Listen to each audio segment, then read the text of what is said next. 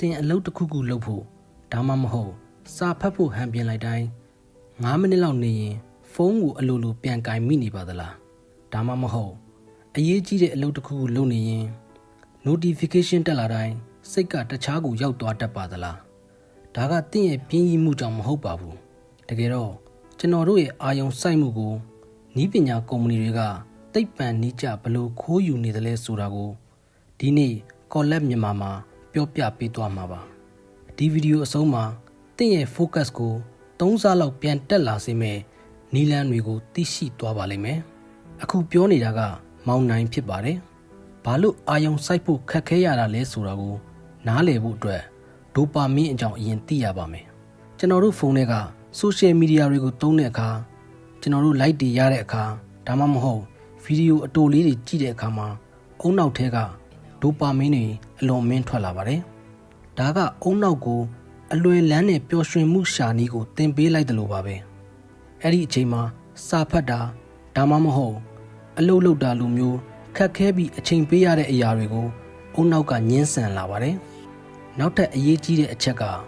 context switching လို့ခေါ်တဲ့အလုပ်တစ်ခုကနေတစ်ခုကိုခဏခဏကူးပြောင်းတာပါသိပ္ပံပညာရှင်တွေရဲ့အဆိုအရကျွန်တော်တို့အလုပ်လုပ်နေရင်းနဲ့ဖုန်းကိုတစ်ချက်ကြည့်လိုက်တိုင်းမှာမူလအလုပ်ကိုအာရုံပြန်စိုက်နိုင်မှုအတွက်ပြန်မြ23မိနစ်လောက်ပြန်ယူရပါတယ်ဒါကြောင့်သင်ကတနေ့ကုန်အလုပ်လုပ်နေပေမဲ့ဘာမှမပြီးမြောက်သလိုခံစားနေရတာပါဒီပြဿနာကိုဖြေရှင်းမှုအတွက်စာရေးဆရာ Cal Newport က Deep Work ဆိုတဲ့အယူအဆကိုတင်ပြခဲ့ပါတယ် Deep Work ဆိုတာကတော့အာယုံအနောက်ရှက်လုံးဝမရှိဘဲအလုပ်တစ်ခုတည်းကိုအစွမ်းကုန်စိုက်ထုတ်လုပ်ကင်ခြင်းဖြစ်ပါတယ်အခုခေတ်မှာဒီလို Deep Work လုပ်နိုင်တဲ့သူဟာတခြားသူတွေထက်အောင်မြင်မှုအခွင့်အလမ်းပိုများပါတယ်ဘာလို့လဲဆိုတော့လူအများစုကတစ်နေ့တာရဲ့အချိန်အများစုကိုအပေါ်ယံအလုပ်တွေဖြစ်တဲ့ email စစ်တာတွေ chatting တွေနဲ့ပဲကုန်ဆုံးနေကြလို့ဖြစ်ပါတယ်ဒီတော့ကျွန်တော်တို့ focus ပြန်ရဖို့ဘာတွေလုပ်ကြမလဲ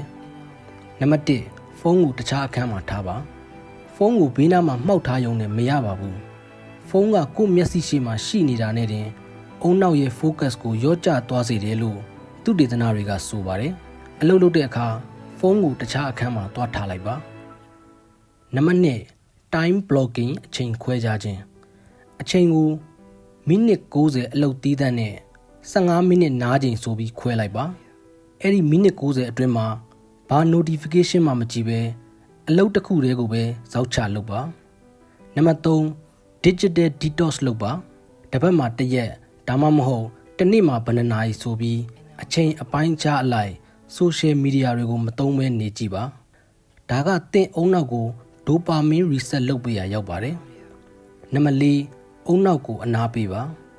ကျွန်တော်တို့တွေ10မိနစ်လောက်အားတာနဲ့ဖုန်းထုတ်ကြည့်တတ်ကြပါတယ်အဲ့ဒီစားကားမတိုင်မှာစောင့်နေတဲ့အခါဒါမှမဟုတ်တနေရာမှာတန်းစီနေရတဲ့အခါဖုန်းကိုမကြည့်ပဲငြိမ်လေးနေကြည့်ပါဒါကတင့်အုံနောက်ကိုအာယုံစိုက်နိုင်စွမ်းပြန်တက်လာအောင်လေ့ကျင့်ပေးတာဖြစ်ပါတယ်အာယုံစူးစိုက်မှုဆိုတာကကြွက်သားတစ်ခုလိုပါပဲလေ့ကျင့်လေးတန်မာလေးဖြစ်ပါတယ်အခုပြောပြခဲ့တဲ့နည်းလမ်းတွေကဘယ်အချက်ကတင့်အတွက်အခက်အခဲဆုံးဖြစ်မလဲဆိုတာကိုကွန်မန့်မှာမျှဝေရေးသားပေးခဲ့ပါအောင်ခင်ဗျာဒီဗီဒီယိုလေးကတင့်အတွက်အကျိုးရှိတယ်ဆိုရင် like ပေးပြီးတငယ်ချင်းတွေကိုလည်းမျှဝေပေးပါအောင်ခင်ဗျာနောက်ထပ်ဘဝအတွက်အသုံးဝင်မဲ့ဘဝတုဒ္ဒတွေသိချင်ရင်တော့ Collab မြန်မာကို subscribe လုပ်ထားဖို့မမေ့ပါနဲ့နော်ကျွန်တော်တို့ရှေ့အပတ်တောက်ကြမှာပြန်တွေ့ပါမယ်အားလုံးကိုကျေးဇူးတင်ပါတယ်ခင်ဗျာ